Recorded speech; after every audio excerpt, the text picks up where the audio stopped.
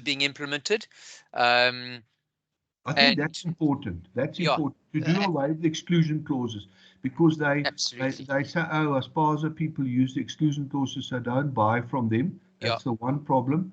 And then, as you've seen, Sanral is in the douane, they've got no money, so yeah, maybe that's also a thing that we need to push. So I'm seeing yes. them 18, 19, 20, 21 January. Gert and myself are visiting these big CEOs of these big Okay. companies. Remember, they're almost probably cement orientated, except the one, the biggest Yeah, one, not cement orientated. yeah. So, Okay. I so I would, think something I like that. would, We need to convince those guys that we've got the law changed, or the specs changed to COTO, which is Chapter 4. I would really like to, if possible,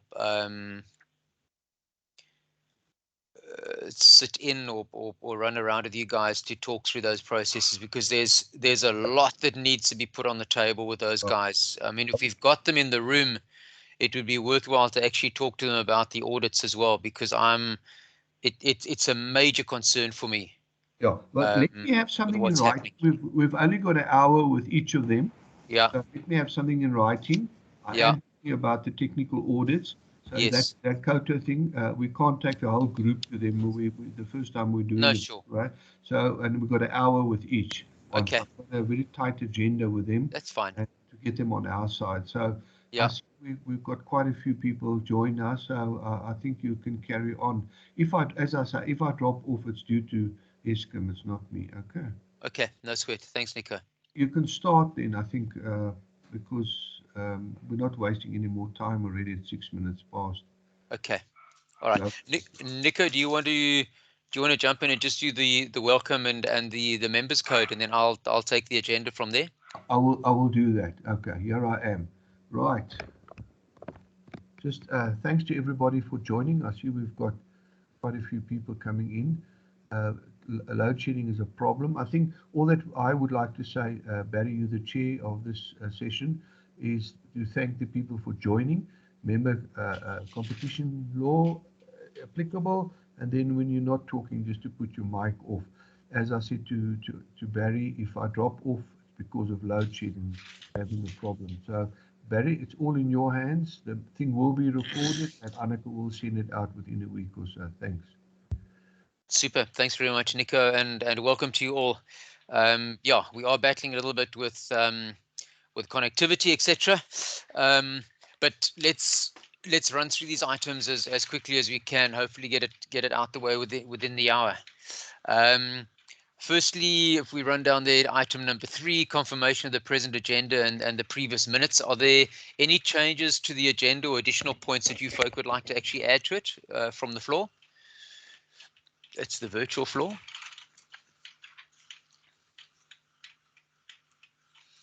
Right, I see no mics coming on, so I'll take it that the agenda is acceptable as it stands. And then with regards to the previous minutes, are any additional any corrections to those minutes that you folk would like to actually make, that you've noted or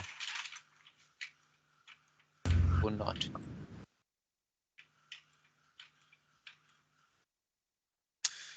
Okay, so I'll take that as a silent approval of the minutes, as a correct reflection of the previous minutes. The outstanding issues, with regards to my participation on the SABS working committees, or the technical committees, I still don't think that that's actually been finalized, Nico. I'm not quite sure what we need to do to get that sorted. SABS is a little bit of a bugbear from my perspective with regards to their non-activity or tardy processes. So let's just see if we can't get that sorted out into the beginning of next year. I know there's a concrete working group that I'm involved in, but I'm not on there as a voting member. I am already in as a voting member for SARF, for aggregates and granular material. So maybe I need to double up on that. I've got to maybe just get hold of SABS and see if I can't sit as a voting member for both parties rather than just for SARF.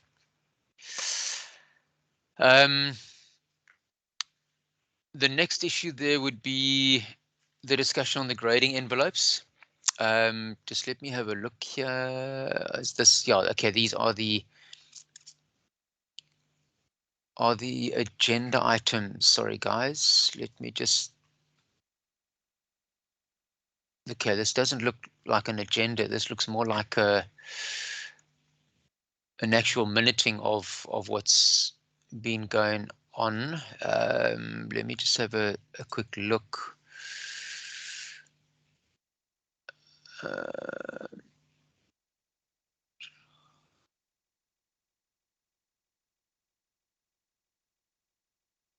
Okay, all right.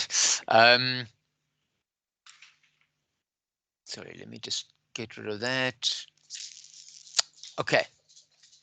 The next item that I've got there, item 5, which is the grading between GR1 and AG1.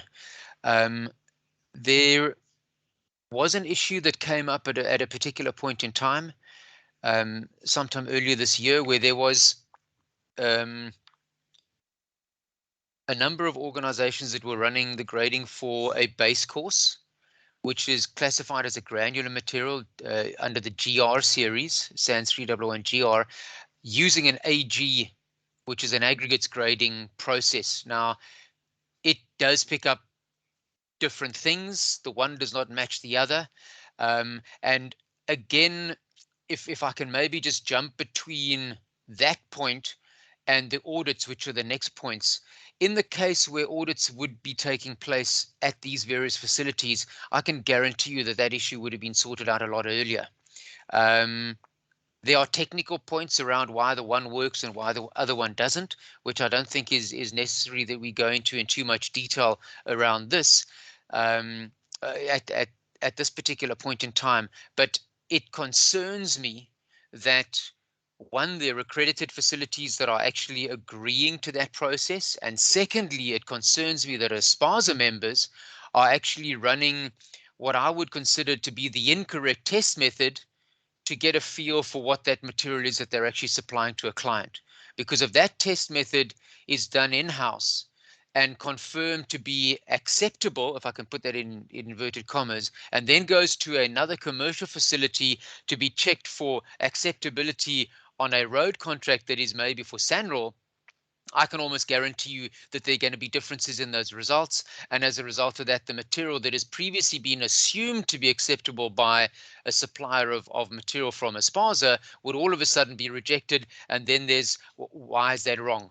So there are issues still within Aspasa with regards to the understanding of what is acceptable practice from a testing perspective, so that you can guarantee that the product that is going out is actually acceptable.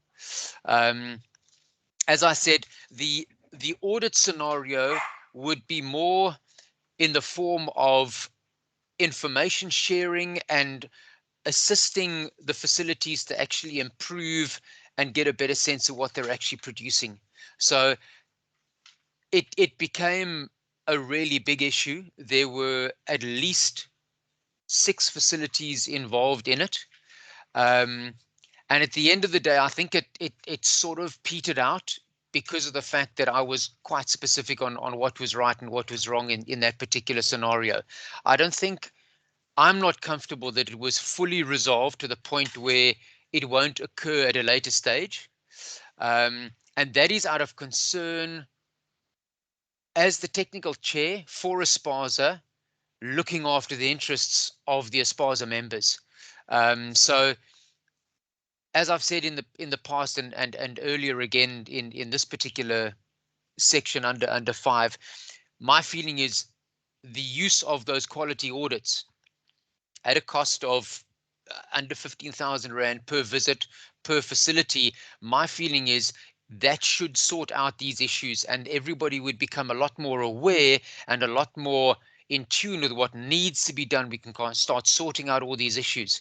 So I think there needs to be a major drive for these audits to go ahead. And when I say audit, just understand it's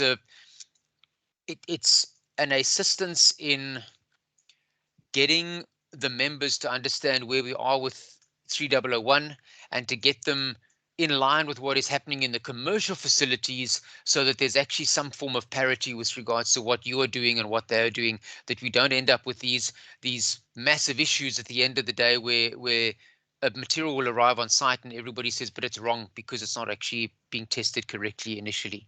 I don't know if there's any input from the folk around the table with regards to that. And just give a couple of minutes or a couple of moments so that anybody who's got any input on that can maybe just have their say.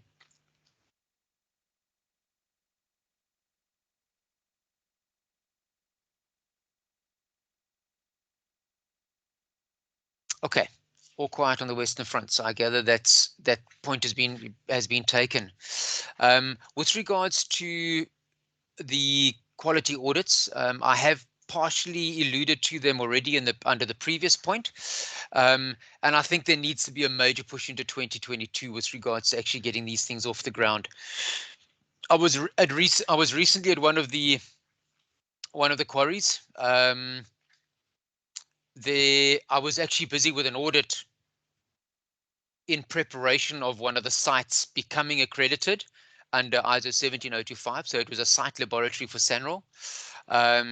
There was an issue with the supply of some of the material. I'd had a look at a couple of the gradings that were coming out for roadstone, and on arrival, when I looked at it, I said to the guys, listen, I'm a little bit concerned that this is starting to get a little bit on the coarse side, and what's happening. I requested a visit to the quarry, and initially that didn't come off.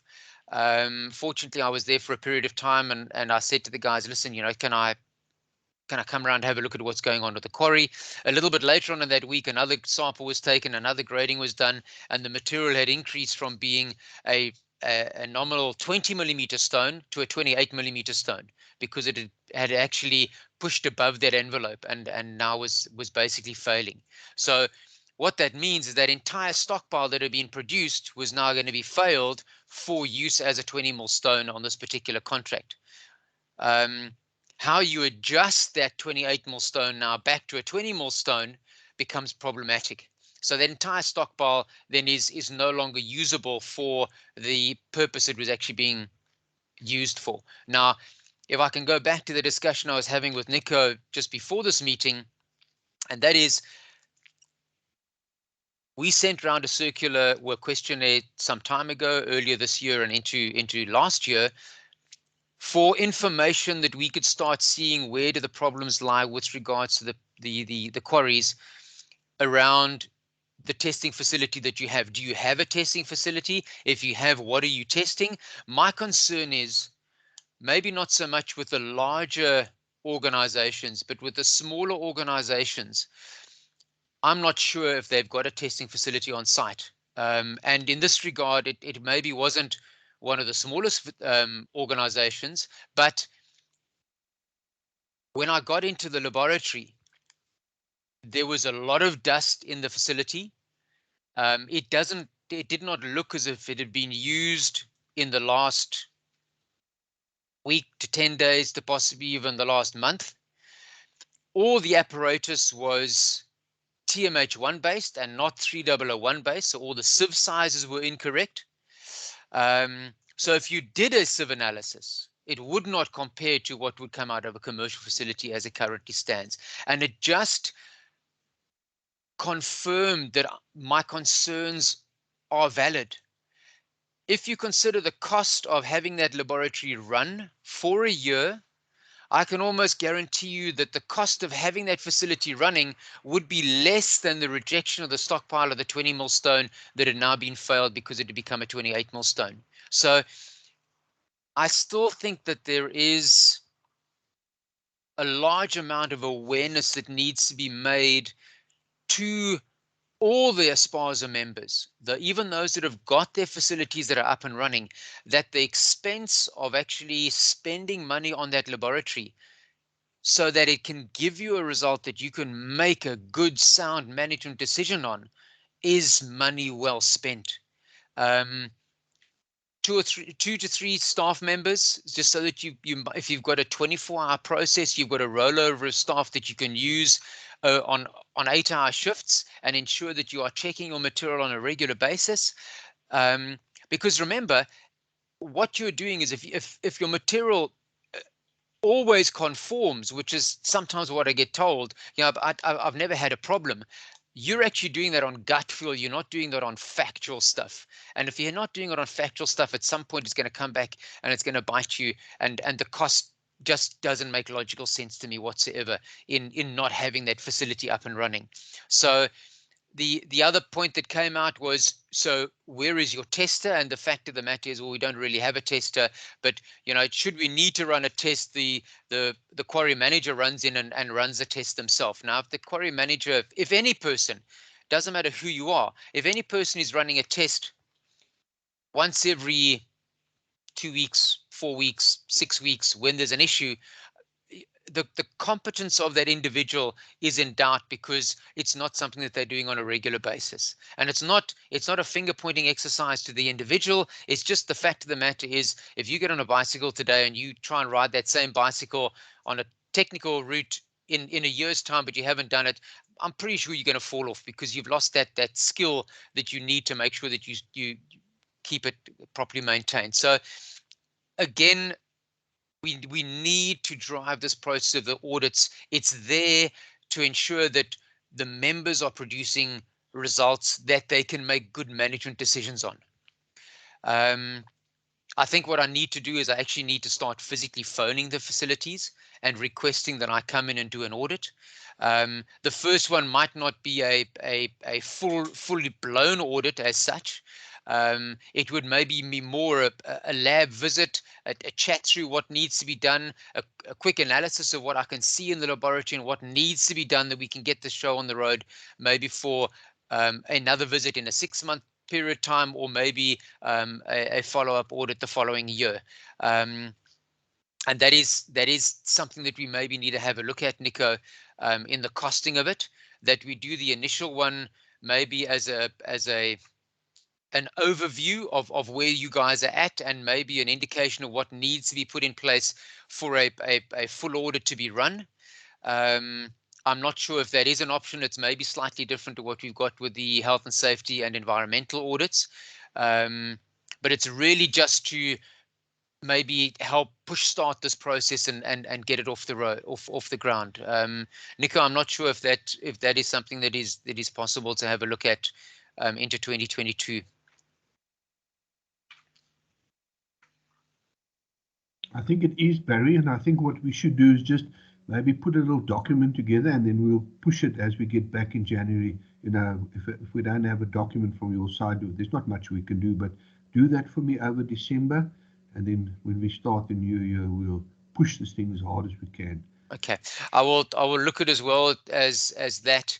I'll also look at just finalizing that story of the life of an aggregate particle from when it's lying in the parent rock state all the way through to where it disappears over the border, from your responsibility to the border being movement across to the contractor, and then the responsibility changing according to Chapter 4. I'll get that done.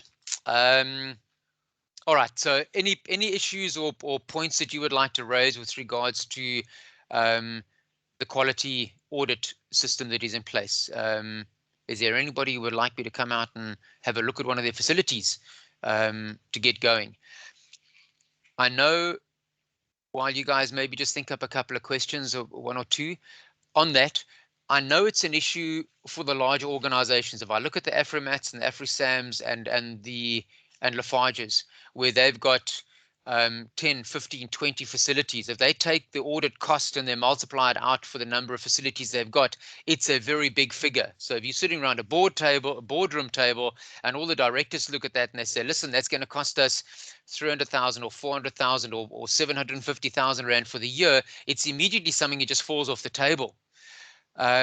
But it needs to be looked at in context. If it's a cost of, let's just say, 15,000 Rand, including VAT, for one facility for the year, consider a single stockpile being rejected in that year. The costs just don't marry up. The cost of that audit is insignificant in relation to any failure of any material that you're actually producing for the year.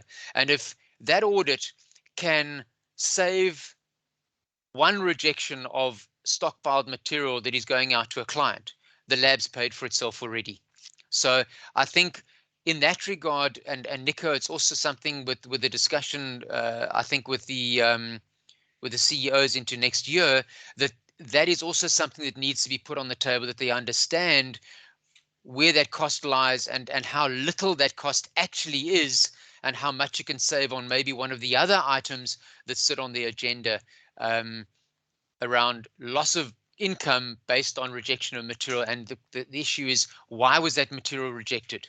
And it could possibly be as a result of the fact that the understanding of what that material's characteristics wasn't correctly identified at the actual facility itself.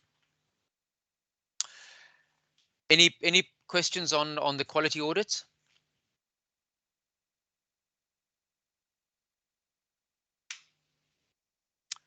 Okay. Item number 7, the material tester certification process. That's through the NLA South Africa, under ISO 17024. That is literally now with the final I and final T being finalized. I had a Mat Civils committee meeting yesterday with everybody who's been involved in the development of that process, and that certification process is almost at the point now where it can roll out. The only thing that really needs to be finalized is the CPD points. That's the continual professional development for those people that are in the laboratories.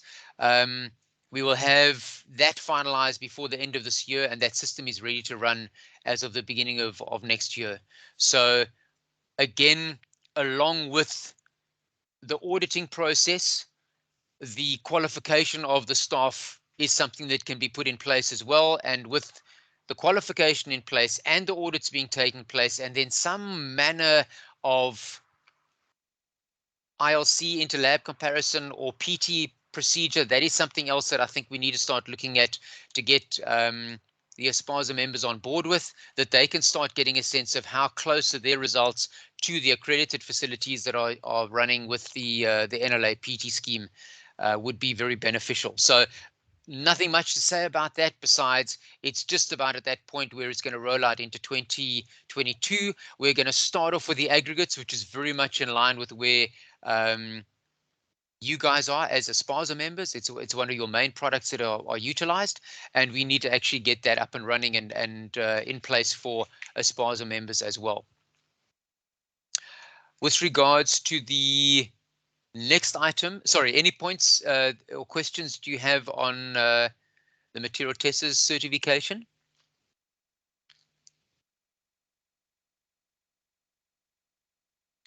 I will, at the point where I start doing the audits, I will be giving input as well for the members who are testers within those facilities, and just discussing that particular issue with them as well. So it will also be included in my discussions when I actually have the audits on the various facilities sites.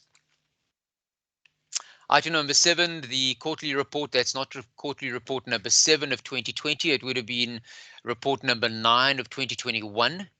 That has been circulated and is available for you guys to actually have a look through. A lot of the aspects that I'm covering here are actually included in that report, plus a couple of other additional items as well. Item number 8, documents that are under review. Obviously, that would be the COTA document, Chapter 4. That is possibly the most important one that you guys need to have a look at. There is training available that was given again by SARF, and there has been an agreement with SARF that should there be a number of Aspasa members still into 2022 who would like to actually attend, that they can put up a special training session for them, so that you get a good sense of what's actually happening in that Chapter 4.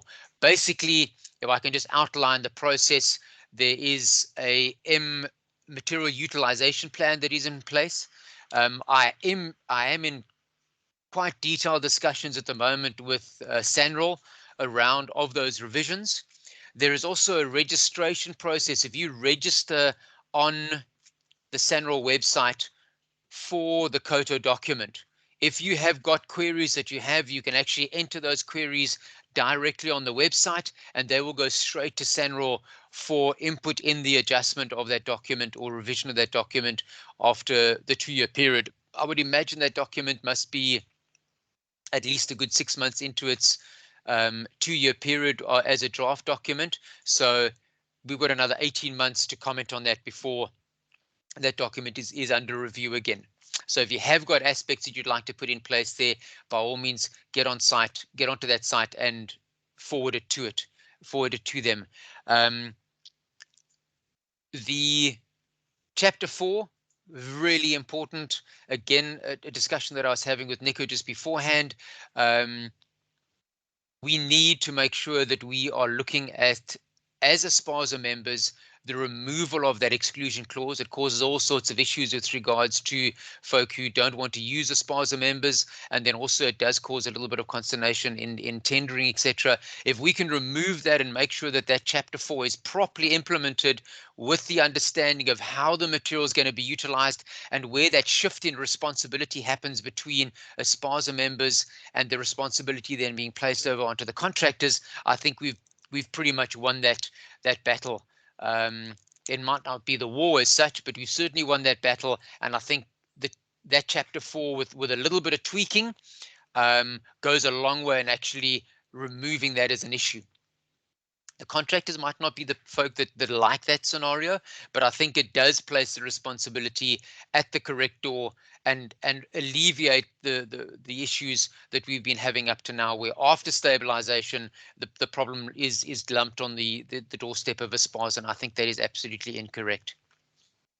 Other documents that are under review, please be aware of the fact that TMH5 has been revised and it has been superseded. It is to be found under the Sabita website. It is detailed in the technical review, the technical document 9 of 2021 that I've just spoken about. So go and have a look at it there. You can download it for free. There's no cost in it. And the sampling of stockpiles is covered in detail for Aspasa members when they're actually checking their material itself. SANS 1083 for the concrete guys on the aggregate side of things, that is hopefully going to be out as a draft copy before the end of this year, although I must admit I have reservations about that being out. But the work that has been needed to be put in place for all of the aggregates that are supplied, which are now going to lie under 1083, that is pretty far advanced, and I'm hoping that sometime into the early part of 2022 that is out for use in the industry. Those are the 3 main documents that I think are critical to Aspasa members. So unless there are any comments or input from you folk around the table, I'm happy to park that at this particular point in time. Any input on or queries around the documentation, COTA document, the revision to the sampling, and 1083?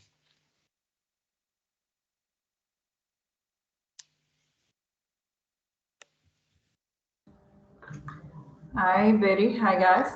Hi there, I Razan. just want to know, 1083, that revision was, I'm assuming, done in conjunction with the COTO revisions as well. Because we don't want to sit with a situation where we have one set of aggregates and then a different set of aggregates again. So, Absolutely. Yes, Razan, thanks for the question, and I trust you're keeping well. Yes, the 1083 is literally going to be a process by which they take all the tables that are in the current COTA document, the new one, and just literally dumping them straight into that 1083. There is obviously a discussion between the various suppliers, the asphalt suppliers, the aggregate suppliers, and the concrete suppliers, that they're happy with the tables that are currently in 1083. So there might be some revisions that take place into 1083, but that will take preference over the COTA document. Currently, the way I see it, there are not going to be any differences between what you've got then in 1083 and what is currently in the COTA document. okay, perfect. Because I see what the trend is going to be, because there's more stone skeleton mixes being prescribed on the asphalt front as well. So most asphalt suppliers must probably move to a class 1 type material, making the material for concrete use more coarser as well. Correct, absolutely. I know there are some issues with regards to the specified gradings on the asphalt side of things. That is being dealt with by Herman. But that will be a very specialized environment that is particular to that particular industry, and obviously those that are supplying the material. So those of you who have got asphalt plants on your premises and you are supplying the material to that, just communicate very closely with the guys. Razan, I would not imagine we'd sit with an issue with you because of your background in the asphalt industry, but for the other guys that are maybe less asphalt orientated, asphalt is a tricky mix. It's a lot more complex in what can go wrong with it than maybe from the concrete side of things.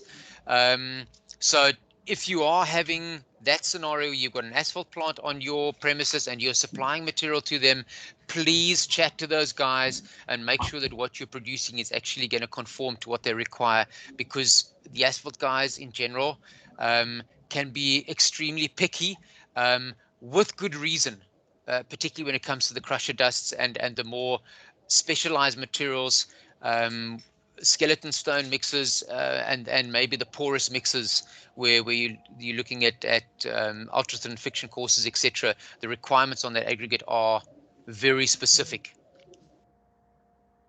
Thanks, Razan. Does that cover what you're looking at? Yeah, let's go. Thanks, Barry. Okay, cool. I need to come and visit you and ask for some audits on your facilities.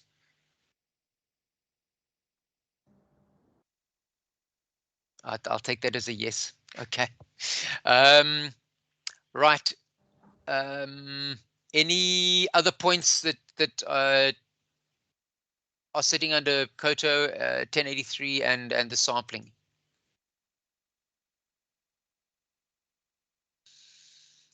Right. Matters that need to be added to the agenda, that was covered right up at the beginning, so I'm going to skip over that one. Visits and talks at technicons and universities, that I think is easiest to be held over to 2022. The new facility in Proefplaas, that is the laboratory that's been set up between University of Pretoria, CSR and SANRAL, is ongoing. It is underway. They are pretty much in a situation now where they can start getting themselves up and running. So again, that invite that we had from Prof. Wynand Steyn at the University of Pretoria, who's also involved in Engineering 4.0, I think we'll just leave it on the item on the agenda until 2022, and I'd imagine into the middle of next year, when we hold one of our technical committee meetings, if we are able to visit in person, then I'm pretty sure we'll be able to get ourselves into that facility and have a look, see what they've got there. It's very impressive. I should be up there sometime into the end of this year, and I'm sure that they're going to be able to provide a very good service to the industry across the board. The meeting dates for conferences and industry forums, there is an RPF that is going to be held tomorrow. That'll be the last one for the year. It is again going to be a remote scenario. Hopefully we can get into a more face-to-face type scenario from 2022 onwards, given that the fourth wave is not going to be anywhere near what we had with the third wave. That is my hope. And there is also a circulation that Nico has done for all the Aspasa meetings into 2022. So let's have a look at that, get those meeting dates actually onto our agenda and work around them so that we can all attend where we need to. Nico, from my side, that wraps up the agenda items that we needed to have a look at. I'm not sure if there's anything further that we need to have a look at. I'm just going to quickly jump back to the minutes and see if there's anything that's outstanding from that side.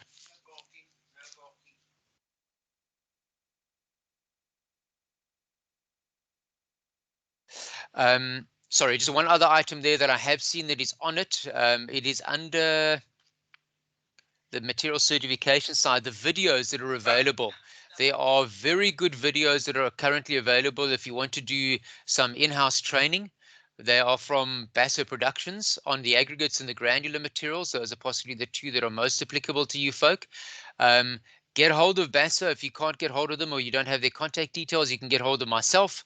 And I can arrange to get a quotation for you guys out to subscribe for those videos online. You can have a look at them. They are the latest with regards to the test methods, and you will be able to then upskill your staff members so that they're actually testing the process the correct way. That, I think, covers it from my side. Thanks, Barry. Any further Thanks. comments or questions? I'm willing to take it. Thanks, Nico. Thanks, Barry.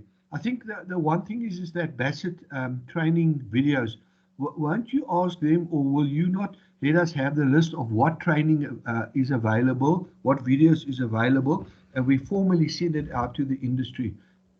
Because we are in 2022, we will be pushing education, training, and young leaders and stuff like that. So if they can let us have that, we'll also send that out early in the new year. The second thing I want to just remind people of is the 27th of January is the life cycle of the aggregate particle and Aspasa. That's the one you're going to do, that we're going to do about this whole exclusion clause and chapter 4 and all of that. So that's a crucial one. That's why we put it right up front. So we decide to get rid of the exclusion clause if chapter 4 covers us. If it's not, we're going to have to keep the exclusion clause in, and so forth and so forth. So I think that's our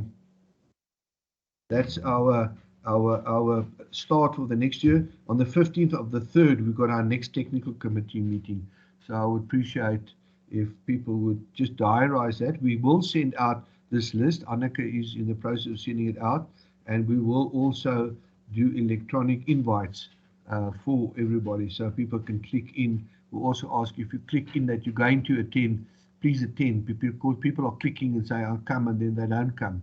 So it's a bit of a mess. But anyway, so that's the technical side. I think in 2022, the whole technical quality issue is going to become a major, major important issue in business, as you've said. So if you lose business because your quality is not good, you're not going to sell your Toyota. You're going to have to drive a Ford because your quality is bad.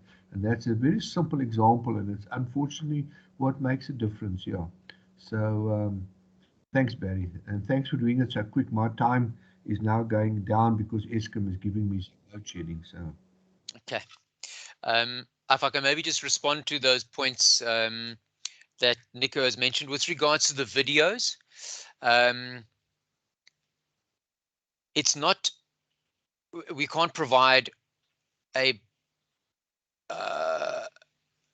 like a blanket price. It depends entirely on what you folk are looking at. So what I'll do is I'll get a flyer together or an email together that will give you the links to the website that the folk need to visit. And if you want to look at it, we can look at it. Maybe I know which test methods you're going to be utilizing, so we can do a subscription template to say this would be what you would be looking at paying for the period of a year for your staff members for the following test methods. I think that might be the easiest way of actually doing it. And then we'll have a link to the website for you to actually do that scenario.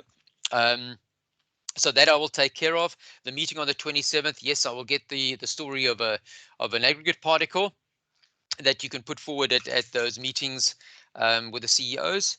And then, yes, I will book that date for the 15th, most definitely. I thought that this did already come out. It hasn't yet. So my apologies for saying it was already out, but please note those meetings down. And I think it's really important that we get these members into those meetings. And I think maybe even more important is that we actually get those audits running. It's going to keep me perpetually on the road. So yeah, I will be giving a couple of folks a call. I have got a meeting in the Springbok Uppington area. So for the quarries, just looking at the map, there are a couple of dots up that side. So I will be giving you guys a call to do those audits. I'm also due back in Allowal North at some time early in the new year So I will give folk who are in that region a call to try and tie it in with that travel. And I'm also due up in Richards Bay sometime into the beginning of next year. So quarries up that side will be getting a shout from me as well. So hopefully we can do a couple and get some feedback, and then that feedback should actually be able to snowball, because I'm hoping that then those individuals actually show the benefit that they're getting. If they can give the input back to Aspasa that what the benefits are, I'm pretty sure that that will pick up and then snowball across across the membership. So yes, thanks very much from my side. It's been a tough year, and hopefully 2022 is much better and bigger and brighter and full of production and aggregate production. So from my side, thanks very much. Sorry, Barry, just one Yes. last question. That videos on the test methods, can we not rather just get like a price to buy the video and it's property of the quarry instead of buying like an application or subscription, Okay. like the same like the actual test method itself? Yeah. The reason for the subscription is it makes it easier for us to provide it on that basis, because firstly, if we sell it as a once-off, there's an issue in trying to control the dissemination of those particular videos. The second thing is what we do in that subscription is every single time there's a revision to the test method, we update that test method.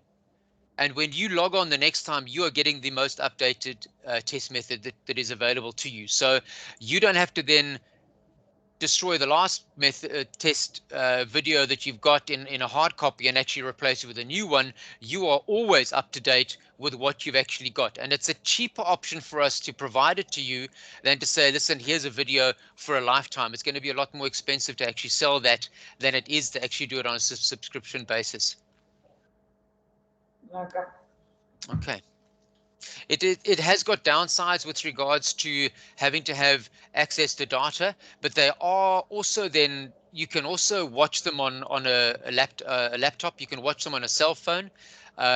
So it is a little bit more adaptable than a hard copy video in that regard. Okay, perfect. Okay. Thanks. All right. Thanks for the question. Any other questions?